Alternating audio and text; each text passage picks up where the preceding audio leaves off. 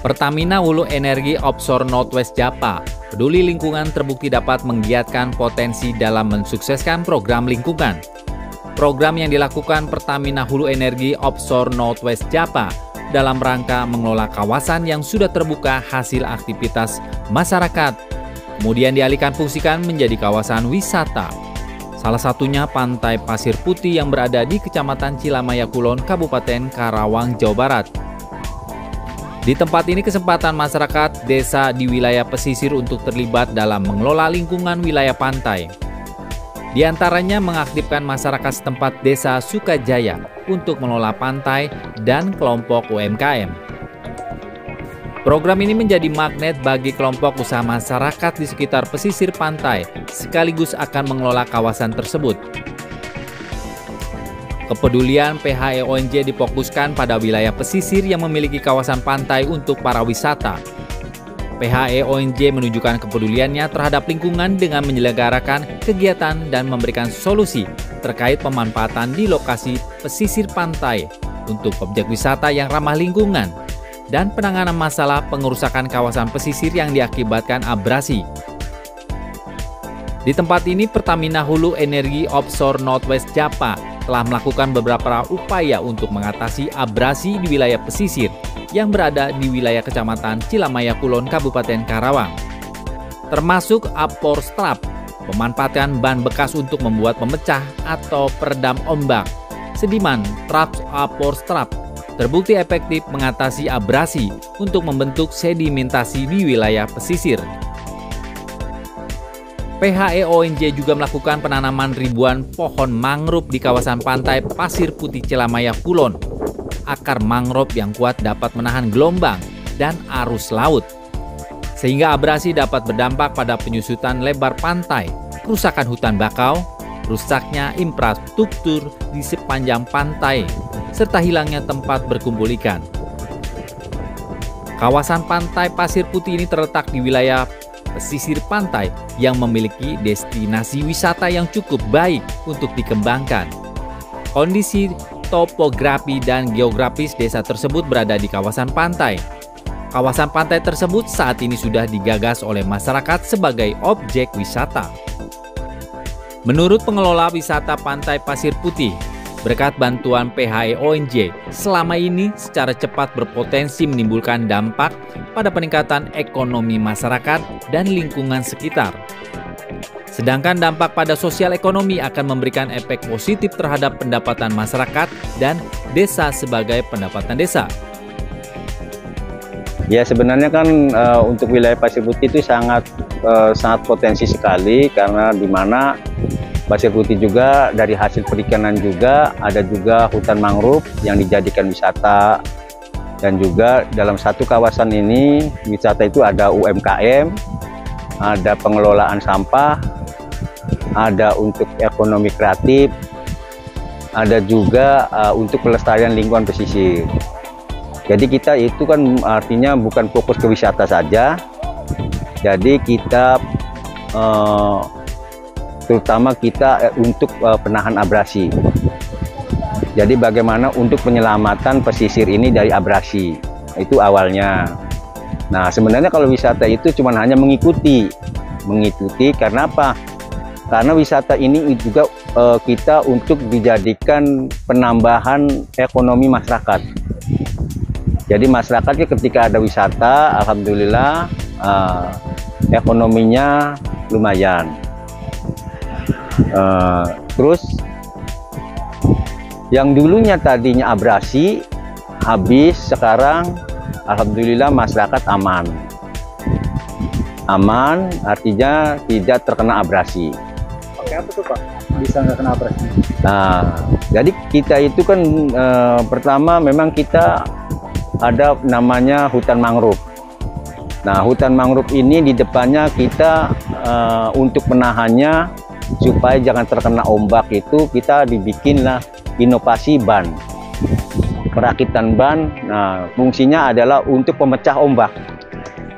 Jadi ombak itu kalau misalnya mau menghantam itu nggak langsung ke hutan mangrove, jadi ke ban dulu. Ya, itu jadi fungsinya. Jadi alhamdulillah dengan adanya hutan mangrove ini masyarakat menjadi aman. Dan gitu. Sebelumnya sebelum abrasi seperti apa kondisinya? Nah, dulu sebelum abrasi itu pada tahun 2015 itu sekitar pantai dengan pemukiman itu 1 meter. Pemukiman? Ya, dengan pemukiman masyarakat itu 1 meter. Nah, otomatis kalau misalnya lagi ada ombak gede dan banjir rob itu, orang lagi enak-enaknya tidur itu pasti ya nggak nyaman gitu.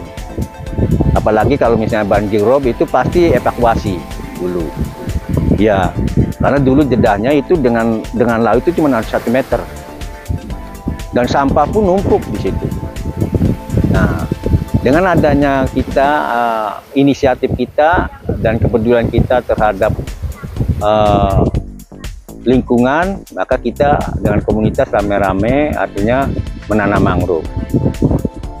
Karena menanam mangrove ini tidak sedikit biayanya, makanya kita juga menginikan ke Pertamina PHNWJ. Ada bantuan.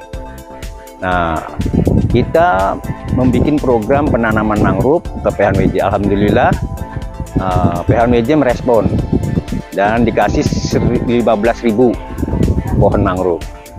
Nah, alhamdulillah kita tanam dan kita rawat, karena memang yang namanya perawatan mangrove di laut itu beda dengan di tambak.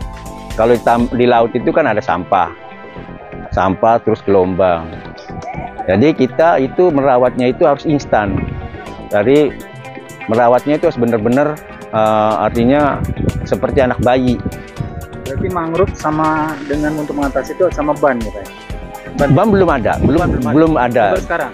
Ban itu tahun 2018. Baru 2018? Iya. Itu terbantu sekali Pak? Terbantu sekali. Jadi kita tuh dulu awalnya kan tadi meminta ke PNWJ program penanaman. Nah, terus 2017 juga penanaman. Nah, 2018 untuk menahan supaya ini aman mangrove ini, makanya kita juga meminta ke PNWJ untuk bikin inovasi baru, yaitu untuk bikin penahan ombak atau pemecah ombak dari ban. Nah, akhirnya di PNWJ direspon juga, dikasih. Nah, makanya kita dibikin ban seperti ini. Jadi ditap gitu. Ditap, alhamdulillah. Nah, setelah ban ini sudah dipasang, akhirnya pasir itu numpuk di depan. Tertahan di depan. Nah, daripada nanti hilang lagi, kita diangkatin pasirnya supaya nanti ketinggiannya dengan ban itu rata. Gitu. Itu nggak pakai, artinya nggak pakai alat, kita cuma hanya pakai tangkul. Nah, itu dengan panjang itu sekitar 600 meter. 600 meter dari sana ke sini. Ini sampai diuruk juga ya Pak ya? Iya. Ini juga. Iya, ini laut. Laut tadi ini laut. Laut. Iya. Laut. Ini laut. Berapa luas yang gitu? Ini berarti sekitar 30 hektar. Yang diuruk maksudnya? Yang diuruk sekitar, ini tadi dari sana ke sini aja, sekitar 600 meter. 600 meter. Tadinya abrasi ya Pak ya? Tadinya abrasi, habis. Program ekowisata ini adalah pengembangan masyarakat sebagai salah satu bentuk kegiatan pengembangan berbasis masyarakat dengan mengelola wilayah pesisir pantai sebagai pendukung peningkatan ekonomi masyarakat. Pada hakikatnya merupakan kegiatan pembangunan yang berbasis pada masyarakat, dikerjakan dengan melibatkan partisipasi masyarakat, dan diperuntukkan bagi kesejahteraan atau perbaikan mutu hidup masyarakat. Oleh sebab itu, kegiatan ekowisata merupakan salah satu bentuk gerakan mengelola lingkungan potensi wisata dalam rangka strategi untuk menjalankan program UMKM di desa tersebut. Mengelola kelompok UMKM diharapkan akan menjadi magnet bagi kelompok usaha masyarakat di sekitar wisata pesisir Pantai Putih.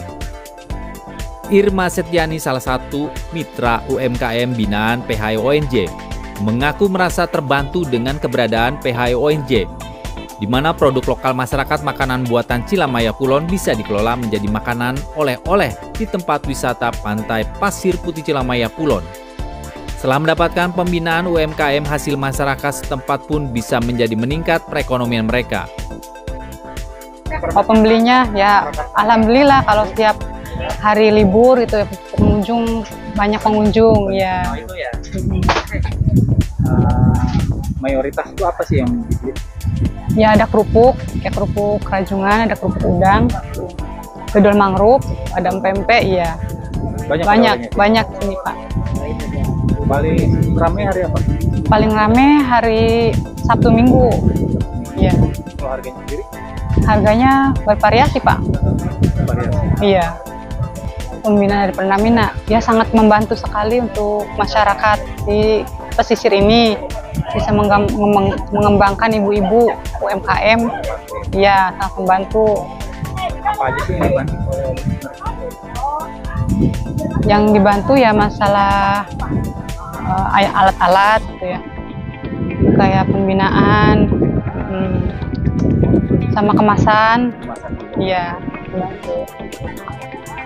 Dari kapan? Awalnya sih dari tahun 2018. Tadinya hanya 2 orang Pak. Iya. Terus semakin kesini makin banyak. Iya. Bermanfaat banget. Sangat bermanfaat Pak. Oke, jadi dari awal sejarahnya dulu ya untuk UMKM. Untuk UMKM ini kita pertama masuk di UMKM-nya dari 2018. 2018 itu kita udah start untuk mengembangkan UMKM itu 3 produk waktu itu. Mulai dari pempek, keripik kuwuk, sama satu lagi itu kerupuk rajungan. Nah itu ada 3 produk itu. Cuman kan pada saat itu kita kehalang sama COVID ya. Untuk program pemberdayaan juga COVID waktu itu juga selama 2 tahun, dan habis itu kita lanjut lagi di 2022 untuk pendampingan pengembangan UMKM lagi. Nah itu di tahun 2022 itu kita memperoleh 15 pelaku UMKM di sini. 15 pelaku UMKM yang masing-masingnya itu punya produk yang beda-beda. Itu ada kerupuk rajungan, ada yang bikin dendeng ikan, ada yang bikin kerupuk-kerupuk yang lainnya kayak gitu. Kenapa? Produk lokal semua. Produk di sini semua, produk lokal sini, iya betul. Nah sejarahnya itu kenapa kita mengembangkan UMKM para istri nelayan itu karena awalnya itu ya, kita kan kalau mau melakukan program pemberdayaan itu kita melakukan pemetaan sosial dulu sebelumnya. Nah dari pemetaan sosial itu ditemukan bahwa ibu-ibu ini merupakan istri nelayan yang mereka itu tidak punya kegiatan yang produktif, terutama dalam meningkatkan ekonomi mereka. Jadi mereka tidak ada pekerjaan, ya mereka hanya ibu rumah tangga yang sehari-harinya kadang berjualan, kalau lagi ada modal berjualan kayak gitu-gitu. Nah dari situ mulai kita masuk, betul. Betul. Dari 2018. Betul, sampai sekarang. Sedangkan menurut Laras Aprianti, Community Development Officer OPH ONJ, UMKM di tempat wisata Pasir Putih ini dikelola sejak tahun 2018, berawal hanya 3 produk dan kini sudah semakin banyak jenis produk UMKM yang bisa dihasilkannya. Dari Karawang, Jawa Barat, Rudi Setiawan melaporkan.